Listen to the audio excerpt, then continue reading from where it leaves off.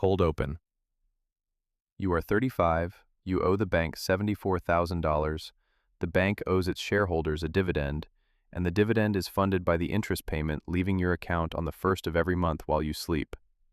Across the street, a neighbor your age owes the same bank $740,000, sleeps better than you do, pays no income tax this year, and will pass his entire portfolio to his children with the IRS legally locked out of the room. The difference is not income, the difference is not luck, the difference is which side of the debt contract your name is printed on, and which level of the matrix you understand well enough to use. By the end of this video, you'll see exactly how debt works at every level from chains to immortality, and you'll find out why most people will spend 40 years on level 1, thinking they are climbing a ladder when they are actually pulling on a leash someone else holds. Level 1. The toxic consumer. You are 35, your salary is $58,000, your debt is $74,000 spread across a financed phone, a car lease, 2 store cards, 3 credit cards, and a personal loan you took out in 2023 to consolidate 2 of the cards back into a number you could pretend was smaller. You are using other people's money to buy things that lose 30% of their value the moment you walk out of the store, and the money you used was loaned to you at 24% interest by an institution that already knows the math. You sit at your kitchen table on a Sunday in February. You take a yellow envelope from a stack you bought at the dollar store in 2019 for 79 cents. You write MIN on the back of it in pencil. You list every minimum payment you owe. The total is $1,890 a month. Your take-home is $3,400. You run your thumbnail along the edge of the topmost credit card in your wallet, back and forth, 3 times. You stop. The plastic is worn smooth on that edge from a habit you did not name. The system is not broken at this level. The system is working exactly the way it was built. You are not a customer at the bank. You are not a borrower at the bank. You are a yield-producing asset, and the dividend you produce is the difference between the rate the bank pays its depositors and the rate it charges you. And that difference will pay the bonuses of people whose names you will never know. Your unread messages read 23. Your sister sent 4 of them this month. You have not opened any of them. Level 2. The illusion of freedom. You are 37.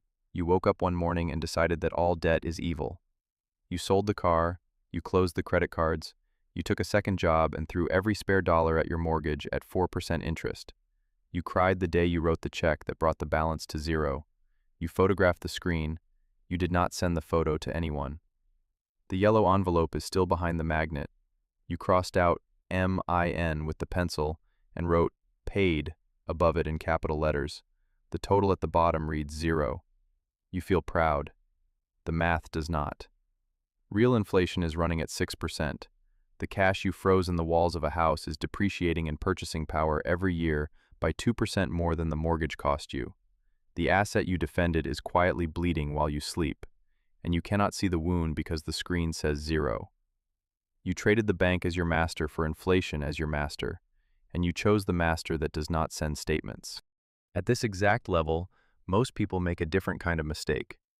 They take the leftover cash they would have invested and wire it into the next high-conviction story they hear on a podcast, a private tender at a peak valuation. And I broke down completely what that decision costs over 6 years in the video about buying SpaceX at the top of the euphoria, popping up right now. But for today, the trap is older.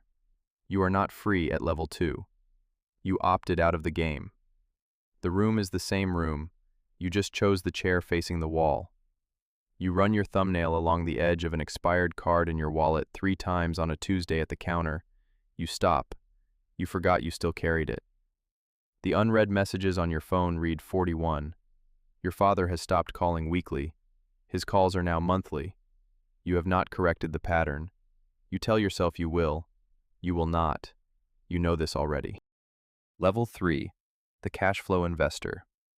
You are 39. Something cracked open in your head over a long winter. You realize that wealthy people do not use their own money, they use yours, and they pay a fee for the privilege that is smaller than the income the borrowed money produces. You walk into a credit union on a Tuesday in March, You take out a mortgage at 5% on a small commercial unit 2 towns over. You put 25% down. The building is leased to a laundromat that has paid rent on time for 11 years. The rent covers the mortgage, the taxes, the insurance, and pays you $640 a month in net cash flow on top, $7,680 a year on a down payment of $40,000, a 19% return on the cash you actually deployed before any appreciation. The tenant is a person who is making decisions at level 1 or level 2. That person walks into a job every morning to pay rent to a landlord whose name they do not know. The landlord's name is on a registered LLC. The LLC is on the lease, and behind the LLC is you. The yellow envelope is still behind the magnet. You erased the pencil writing again. You wrote own above where min used to be, the same paper, the third meaning. You run your thumbnail along the edge of the topmost credit card in your wallet 3 times on a Friday at the counter. The gesture has not changed. The body still remembers. The card now has a $50,000 limit and a 0 balance because the bank now sees you as a customer worth keeping. Your unread messages read 68. Your sister got engaged in October. You sent a card. You did not call. You tell yourself the building is taking all your time. The building takes 4 hours a month. Level 4. The tax ghost. You are 43. The commercial unit you bought for $160,000 4 years ago is now appraised at $310,000. Most people in your position would sell to harvest the gain. The federal capital gains tax would take roughly 20%. The state would take another slice. The IRS would categorize you. The dollars would arrive smaller than the number on the closing statement. You do not sell. You walk into a different bank on a Tuesday in April. You arrange a cash-out refinance against the new appraised value. The bank wires you $120,000 in cash on a Wednesday morning at 11:14 a.m. The wire is not income. The wire is a loan. The IRS does not tax loans because the IRS does not tax money you have agreed to repay.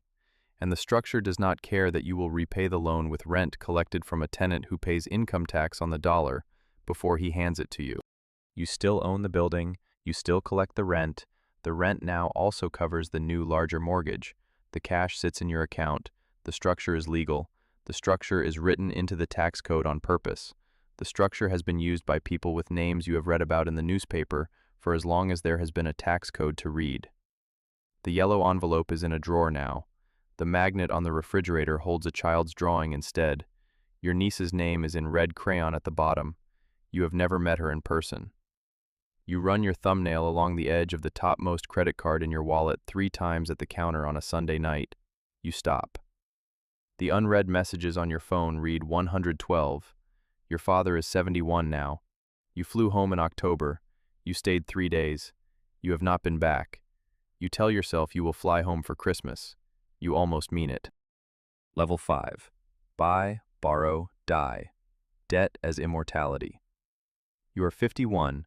Your portfolio of stocks and private interests crosses $14 million on a Tuesday in February. You do not celebrate. You do not post anything. You do not call anyone.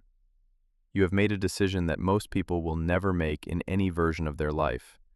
You will not sell another asset for as long as you are alive. When you need cash to live, you call a private banker named David. David arranges a margin loan against your portfolio at the bank's preferred rate. You borrow at 3%. Your assets compound at 8%. The spread is yours. The IRS is absent from the conversation because no asset was sold and no income event was triggered. The loan is not income. The loan is a contract, and a contract does not appear on a tax return. You live on borrowed dollars secured by assets that are quietly growing faster than the interest on the dollars. When you die, your children inherit the portfolio at its current market value, with what the tax code calls a step-up in basis. The embedded capital gain that would have been taxed if you had sold during your life is legally erased at the moment of your death. Your children sell a portion at the new basis without paying capital gains tax. They use the proceeds to retire your outstanding margin loan. The rest of the portfolio is theirs, and the IRS, for the 3rd time in your life, is locked out of the room. The yellow envelope is in a drawer in a different house in a different state. The paper is soft as cloth. The pencil writing is almost gone. You can still see the layers if you tilt it toward the light. Min, underpaid, under own. 3 meanings, 3 lives, 1 piece of 79-cent paper from a dollar store in 2019. You sit at the kitchen counter on a Tuesday night at 11:44 p.m. You run your thumbnail along the edge of the topmost credit card in your wallet 3 times. You stop. The card has a $200,000 limit. You have never carried a balance on it in 11 years. The gesture has not changed since you were 35 at a different counter, writing MIN on a yellow envelope in pencil with a list of debts that owned your life. You expected to feel something. You feel exactly what you felt at 35, which is the low electrical hum of being awake at an hour when nothing requires you. The war is over. The bank is your servant now. The IRS cannot find you in any meaningful sense. The children are asleep upstairs. The unread messages on your phone read 234. Your father died last spring. You spoke at the service. You came back the next day. You have not opened the photo album your sister mailed you. It sits on the second shelf of the bookcase still in its envelope. You sit there for 40 minutes. The kitchen is quiet. The bank statement on the screen is quiet. The structure you built is, by every measurable definition, complete. You do not know what to do with the next 40 years. Somewhere right now, someone is 35, sitting at a kitchen table on a Sunday in February, writing MIN on the back of a yellow envelope in pencil, listing 6 numbers that add up to a payment they cannot afford. They run their thumbnail along the edge of the topmost credit card in their wallet, back and forth 3 times. They stop. They do not know they are the dividend. They do not know that the same dollar leaving their account on the first of every month will, 20 years from now, arrive in a different account as a margin loan disbursement for a person who never has to sell a single share. The system is not designed to teach them this.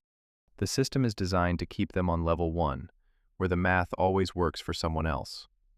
You are the same person at every level. The only thing that changes is whether the contract on the table has your name as the payer or your name as the payee, and the cost of not knowing which side you are on is everything you will ever earn.